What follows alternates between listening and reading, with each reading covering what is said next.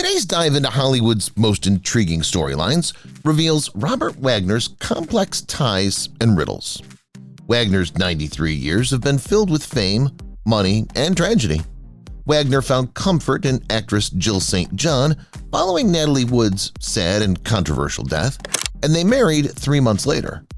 We'll examine love, grief, and the lingering uncertainties that plague this legendary Hollywood chapter as we uncover the newest information and updates on this compelling tale. Join us as we explore past paradise, where Tinseltown's glitter meets its deepest secrets. The beginning.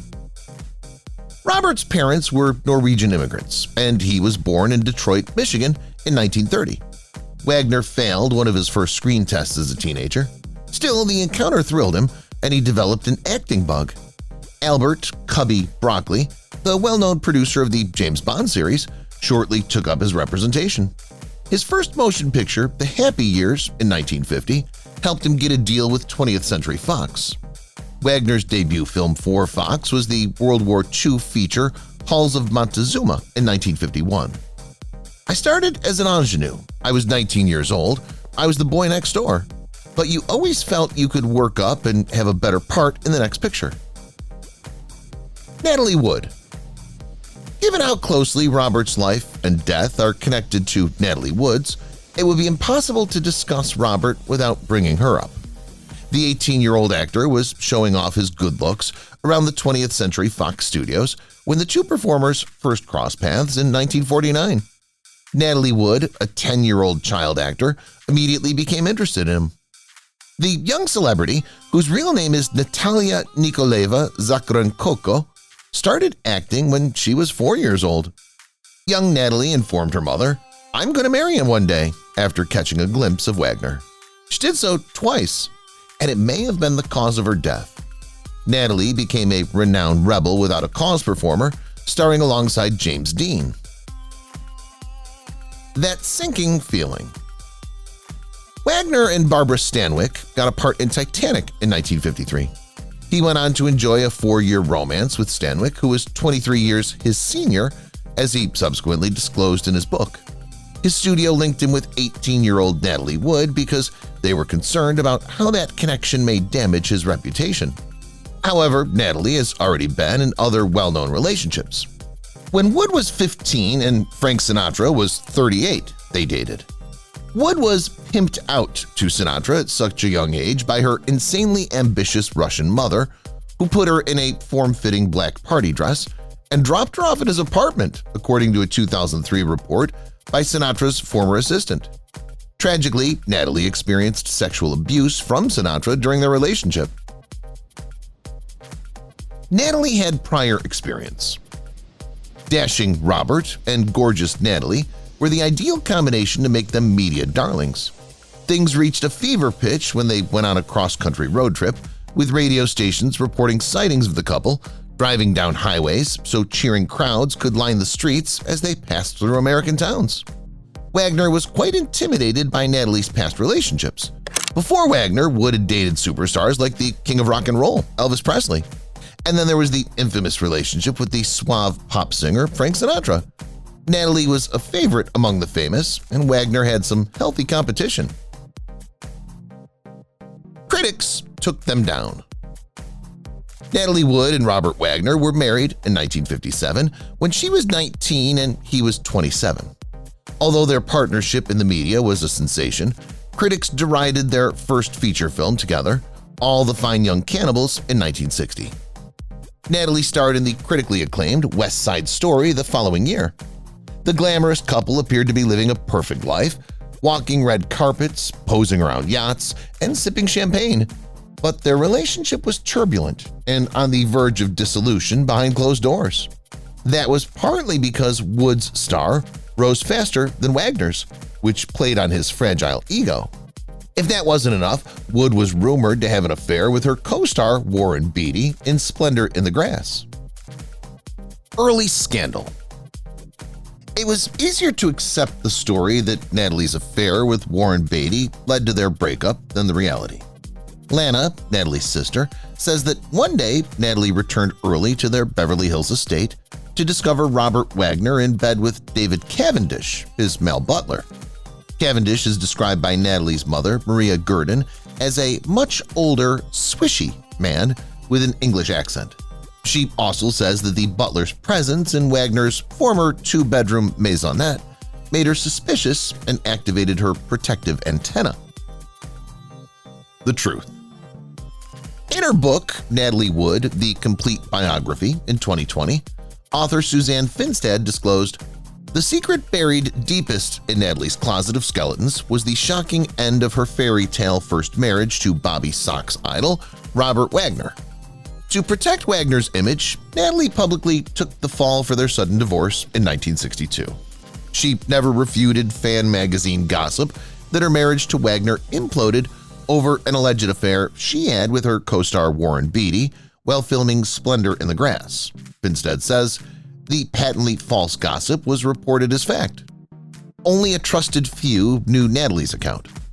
I was told by 3 of Natalie's close friends, her mother's best friend, and her sister, Lana, that Natalie came upon Wagner in their Beverly Hills mansion."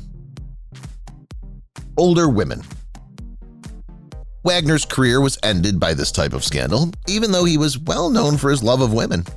During his career, he's said to have dated several very older women, including Betty Davis, who was 26 years older than him, and Joan Crawford, who was 22 years older, in addition to Barbara Stanwyck, Audrey Hepburn, Claudette Colbert, Yvonne DiCarlo, Anita Ekberg, Shirley Ann Field, Laurie Nelson, Joan Collins, and Jill St. John. Suicide attempt. Her sister Lana, who was 15 at the time, recalled Wood arriving at the family home still bleeding and sobbing, telling them her marriage was over.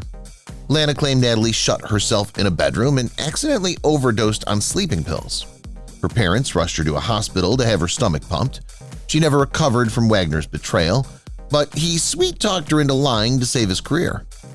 After the divorce, Natalie underwent intense psychoanalysis, later joking that her therapy bills were at least the equal of the annual defense budget of most Central American nations. Second marriage. After their breakup, Wagner wasted no time returning to the dating game, possibly debunking the rumors that Natalie had found him in bed with a man. He was working in Europe when he got back in touch with his old friend, actress Marion Marshall, who was well known for her roles with Dean Martin and Jerry Lewis. The two spent 2 years making movies in Europe before marrying on July 21, 1963, and had a daughter named Katie Wagner. Wagner's career was in decline, and his supporting roles as Peter Sellers and David Niven in The Pink Panther, 1963, wouldn't help. At roughly the same time, Natalie Wood began dating Michael Caine and David Niven's son. Back in the USA. I was opposed to doing Thief, but Lou Wasserman said, "I want you to be in TV Guide every week." Wagner later stated that his career had taken a turn for the better after he signed with Universal Studios. His situation had gotten so bad in the States that he spent a week playing Mr. Roberts at a vacation resort just outside of Chicago. Wagner was fortunate to support Paul Newman in Harper in 1966. "I would have missed it if I hadn't listened to Lou. Roland Kibbe wrote the character for me. This is your medium, you've got to try, you'll be amazing." Wagner's career took off after the show's instant success. These boots are made for walking. Although his career was booming, his marriage was in disarray at home. In June 1970, he and Marion separated, and that same month, Wagner got engaged to Tina Sinatra. Wagner enjoyed spending time at his father Frank Sinatra's Palm Springs compound, but soon after, something had him singing Nancy Sinatra's hit song while he booted Tina all over. Meanwhile, Natalie Wood married British talent agent Richard Gregson in 1969. However, as soon as he found out about their 1972 divorce, Wagner gave Tina the boot and invited the 6-month pregnant Natalie to his Palm Springs home. The couple soon shocked the world by attending the Oscars together. Wood's sister remarked that it felt like the whole world felt sentimental about this reconciliation. To celebrate, the happy, reunited couple got on a boat. Romantic cruise. The two celebrities were happily in love again, but a storm was brewing on the horizon. So in June 1972, the on-again couple set sail for England aboard the opulent cruise ship Queen Elizabeth II. Wagner was headed to Europe to promote the British thriller Madame Sin in 1971, the perfect excuse for boat-loving Robert to take Natalie on an old-fashioned Atlantic crossing. The first morning into the crossing, terrifying 70-foot waves slammed against the cruiser and they didn't let up for 4 days. Eventually, they arrived safely on terra firma in the UK and decided to marry again. Fear of water. The QE2 trip was supposed to be romantic, but it only worsened Natalie Wood's hydrophobia. Despite this, they borrowed a yacht called the Ramblin' Rose for their second wedding, where guests attended the ceremony anchored off Paradise Cove near Malibu before the newlyweds set sail for Santa Catalina Island for their second honeymoon, where Wagner became so enraged at Lana's husband selling wedding pictures to a tabloid that he didn't talk to her for years. Unbeknownst to the couple, Santa Catalina Island would become the scene of one of Hollywood's most enduring murder mysteries. Challenger disaster. Wagner had purchased a 60-foot yacht named Challenger in 1975, but the couple wasn't happy with the name. Since changing a boat's name is unlucky, Natalie loved a poem by William Wordsmith that contained the word splendor, so they decided to name their new vessel Splendor. However, splendor had a deeper meaning. The word was used in Natalie's film Splendor in the Grass about her alleged affair with Warren Beatty. Whether the rumors were true or not, Wagner would be reminded of them each time he set foot on his boat. This made Natalie jealous and suggested that mind games were going on. Heart to Heart. The roles have been reversed. Wagner's career was booming, while Wood's was declining. In 1981, he landed the lead role in Heart to Heart opposite Stephanie Powers. The weekly show was one of the most popular TV serials of the early 1980s, mainly because of the on-screen chemistry between Wagner and his stunning redhead co-star. Natalie Wood and audiences believed that Wagner and Stephanie Powers were not a real-life couple, and Wagner, one day, Natalie and 2 of their children went to the Heart to Heart studio lot to surprise Wagner, who was filming a love scene with Stephanie Powers. The children started crying when Natalie and the girls arrived at the studio at the worst possible time. Brainstorm. While rumors swirled about Wagner and Stephanie Powers being Hollywood's next big thing, Natalie landed a part in the science fiction picture Brainstorm in 1983, starring Christopher Walken, who had just won the Oscar for Best Actor for Deer Hunter in 1979. And Natalie thought he was the greatest thing since sliced bread. According to Lana Wood, Natalie was smitten with Walken and maybe still envious of her husband's relationship with Powers. She invited him to spend Thanksgiving weekend with them aboard the Splendor, with Dennis Davern as their only other companion. Natalie flirted with Walken. The 3 actors took the dinghy into Isthmus Cove for dinner after Captain Davern anchored Splendor close to Avalon on Santa Catalina Island. The staff at the restaurant recalled that the group had been drinking heavily, and by the time the 3 revelers took the dinghy back to the Splendor, Wagner was sporting a deadly combination of alcohol, jealousy, and rage. Wagner could not help but notice that his wife was close with her new friend, and he likely thought that Walken threatened his marriage, pride, and ego. Fateful night. Returning to the yacht, the 3 actors continued to drink, and Captain Davern joined them. The evening concluded with a heated argument between Wagner and Wood, presumably over her over-familiarity and touching of Walken. Wood's body was discovered floating near the boat's dinghy on November 29, 1981, about 1 mile from the Splendor. Blood samples indicated that she'd been drinking heavily, and there were fresh bruises on her legs and arms and an abrasion on her left cheek. The official version of events was that Natalie Wood drowned while trying to board the dinghy while drunk. But was that the case? Questioning. On paper, it was a clear-cut case of accidental drowning, but some details didn't add up. Most notably, Natalie Wood's dreaded fear of water, particularly drowning. Why would someone try to get on a dinghy in the middle of the night if they were so terrified of deep water? And that wasn't the only unsettling thing that Wagner mentioned during his second interview, which was cut short by detectives due to his emotional state. Coroner to the stars.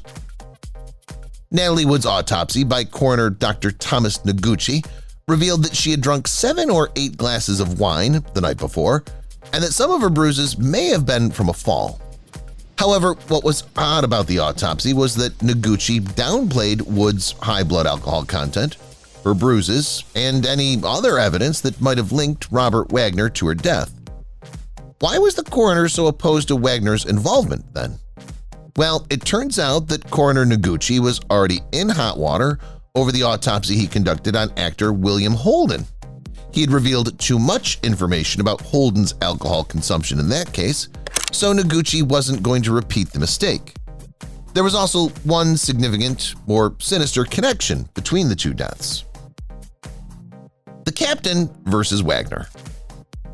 The case's captain and key witness, Dennis Davern, is incensed by the sudden end to Wagner's inquiry as a suspect.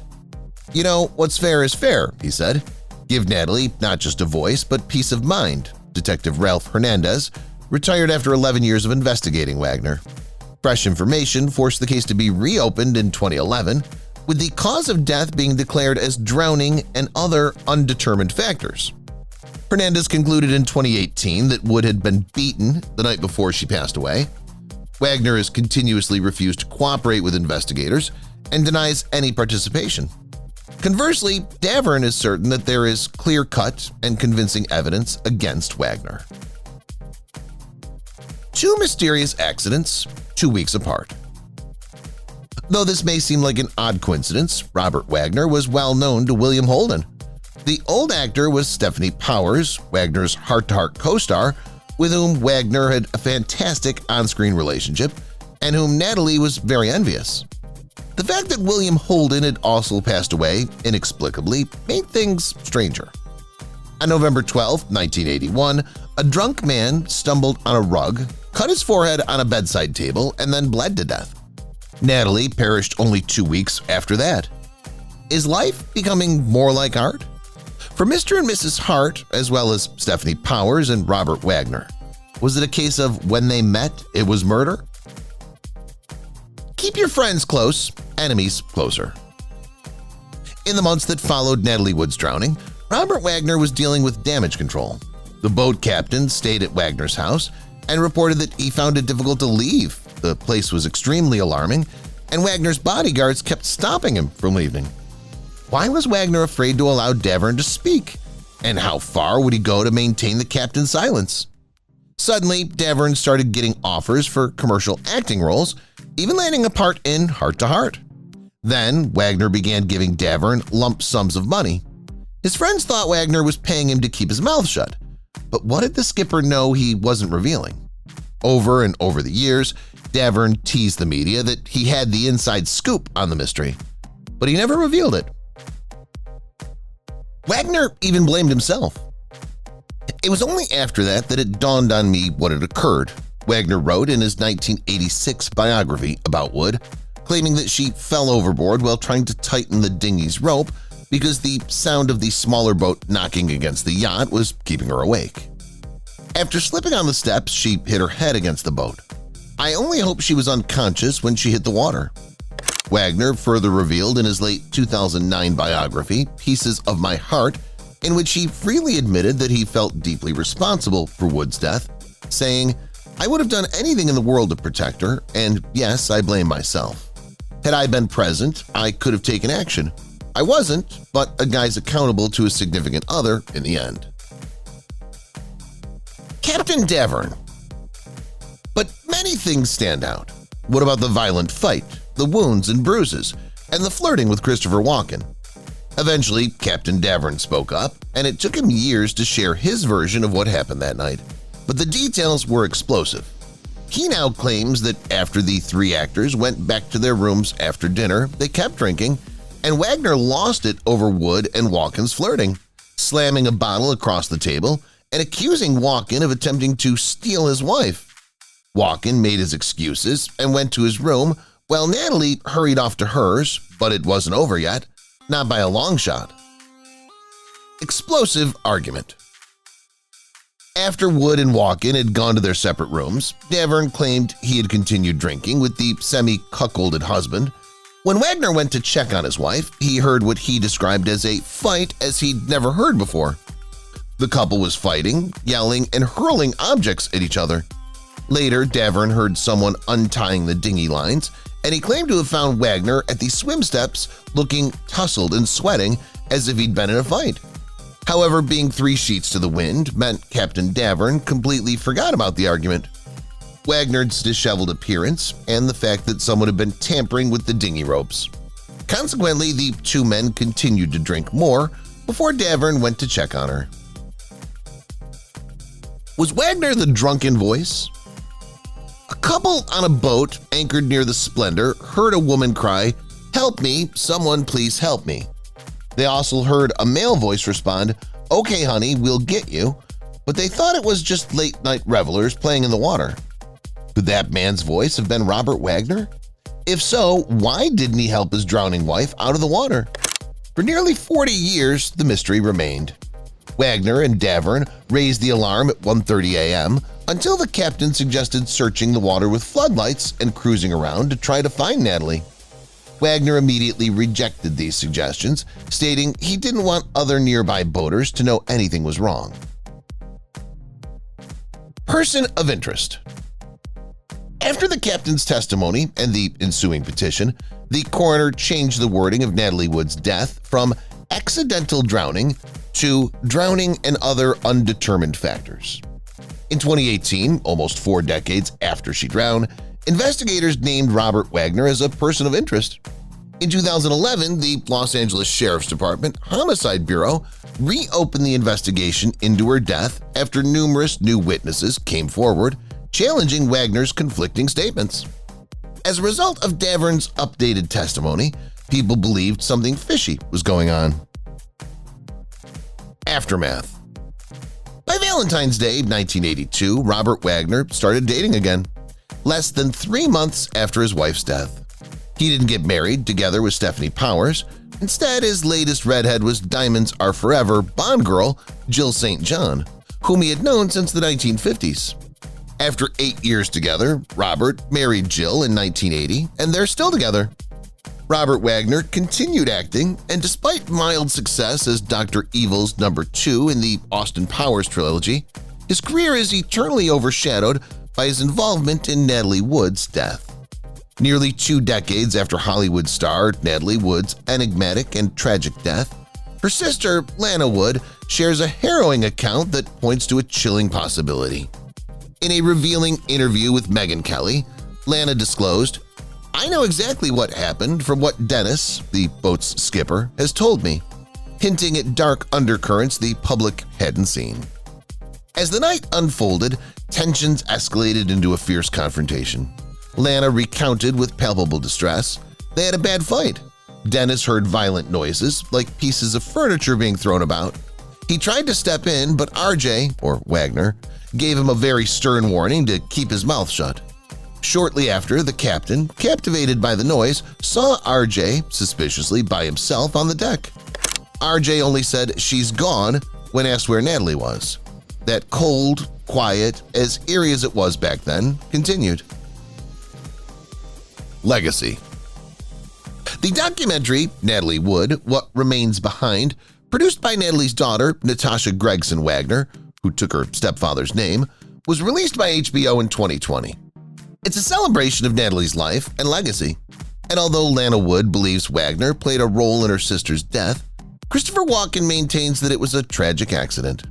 Recent revelations from skipper Dennis Davern revealed that Natalie was terrified throughout the entire trip and knew she was going to be murdered. Robert Wagner's involvement in Natalie's death will remain a secret until, hopefully, the truth comes to light. Until then, some people will remain suspicious, just like the fine young sea. Opening up. Robert, then 86, spoke out about Natalie's passing in a People magazine exclusive interview in 2016. "We were all so shattered by the loss, and we were hanging on to each other," he said. The conversation also discussed his connection with Natasha, with whom he's still close despite her aunt's alienation.